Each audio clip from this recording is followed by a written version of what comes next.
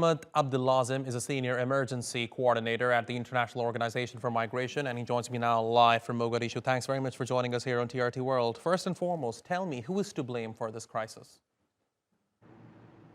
Hi, thank you for having me. I think blame is not really the focus at the moment for us as the international community, but more so, what do we need to do to save lives? I think with over 1 million people displaced, having been forcibly leaving their homes in search of food, water, and nutrition, I think our primary focus at the moment is really how to save lives. However, the climate disaster that's gripped this region and the world as a whole, to really emphasize what's happening here. If you imagine, I think all the world's just come out of COVID-19. Somalia's had 5 failed rains. That's the equivalent of 5 COVID-19 pandemics for this country. The Somali people, their economy relies primarily on agro-pastoralism. And having failed rains means there's no food, and food cannot be delivered to where people are most in need of it.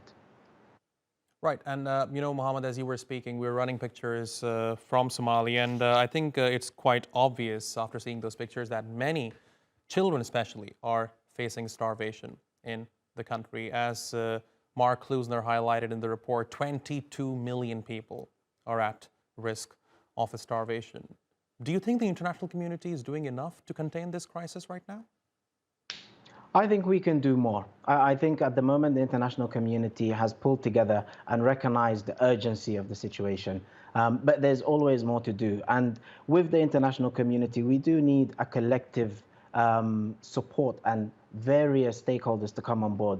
Particularly, we saw 2017, a famine, the crisis in 2017 was averted, and a famine was averted in 2017 for the collective concerted effort. And one of those stakeholders we look upon again is really the Somali diaspora. They were instrumental in averting famine in 2017.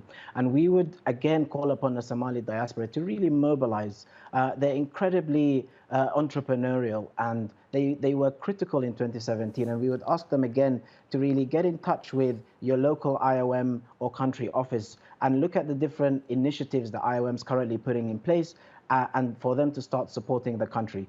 Additionally, I think to the international community, we also really look for the private sector to mobilize. And this isn't only the international private sector. The Somali private sector can certainly contribute. They've been doing a tremendous job, and we look for them to do even more. Okay, and now, Mohammed, as I understand, correct me if I'm wrong, part of the reason why this hunger crisis has exacerbated in Somalia is due to climate change. But the rest is due to the inaction of the international community, isn't it? I think the international community, we rang the alarm bell some time ago. But I think the world as a whole, we were coming out of the COVID-19, and then we had the Afghanistan crisis, and then we had the Ukraine crisis. I think attention was really not focused on Somalia due to a variety of factors, such as those that I just mentioned. But I think now we are coming to a crux where really, if we don't collectively act in Somalia, we're going to have over 350,000 people pass away over the next 3 months. All right, Mohammed, thank you very much for talking to us here on TRT World. Really appreciate your taking out the time.